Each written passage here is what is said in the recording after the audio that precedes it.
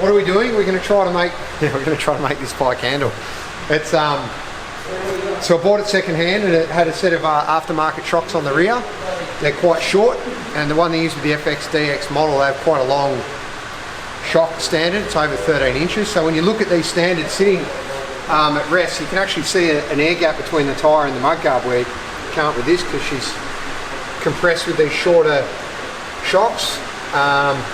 Which seems to be a popular modification. No idea why you want to go any shorter or give it even less suspension than they already do. So we're going to bolt in a set of Ktech Razor Shocks with a remote reservoir. So we've got them over here. Pretty excited about this.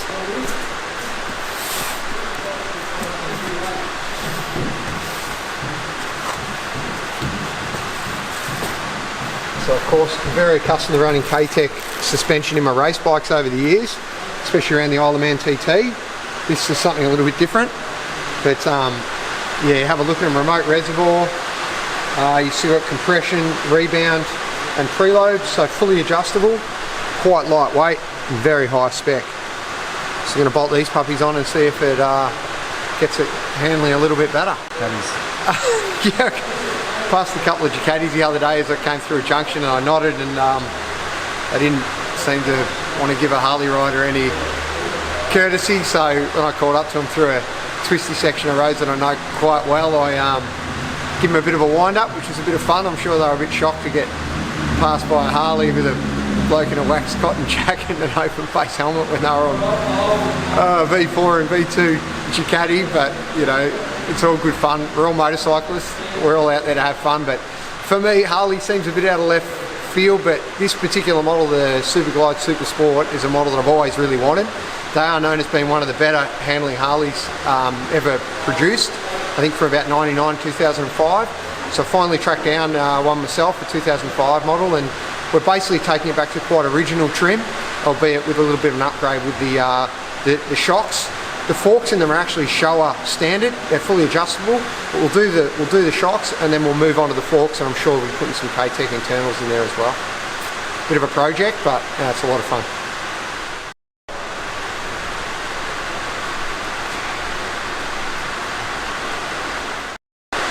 There's quite a substantial difference in length there. Should make it turn in a little bit better around corners.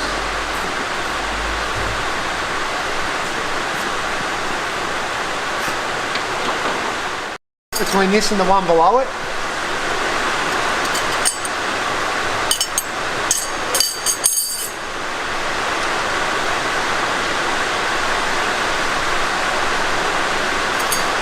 Wow.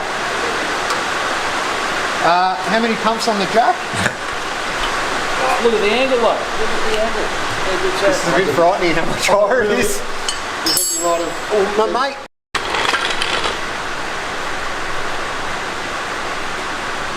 She's a bit different, Barry. We've raised it about 50 mil. And before, like, I had to lean it that way to get the side stand down. That'll be some grand hurts. It feel nice. Because it's not even... Yeah, it does, yeah. It's not even colouring the ditch. No. And I'll be happy to tip this one.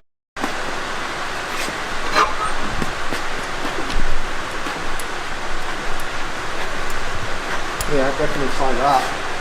Definitely. It feels firmer too. Does it? Okay. Well, that's good. Well, when I've only gone in 4, it's still got 10. Yeah. So yeah, there's no worries that we don't have a range of adjustment. Yeah, all right. In fairness, just for interest's sake, I'll go back out to standard when I first ride it to see what it feels like straight out of the box. Yeah. So 16 and 16, you say? Mm-hmm. Yeah, 14 and 14 on the 14 rebound, 16 comp. No, other way. 14 comp, 16 High at the bottom, 16. Yeah. Well, I might as well ride it standard, then we'll know. Tools are there. You can double check. Oh yeah, perfect. Alright, so it's always and so it's telling you preloads it. Yep. Cut the glass off. Feels feels so honeymoon dick. This is muscle.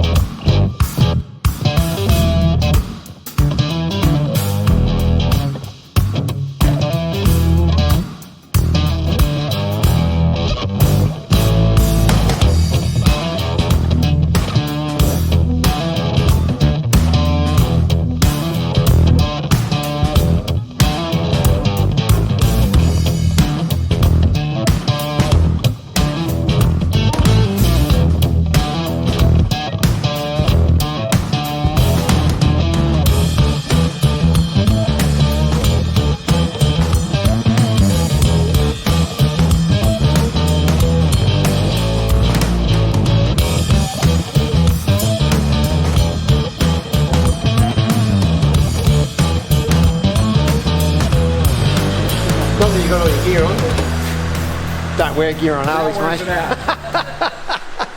Now where is it? 30, 31. Well, that was about it, wasn't it? Yeah, rider sag is about 31. Oh, Rider 30. Sag's 31.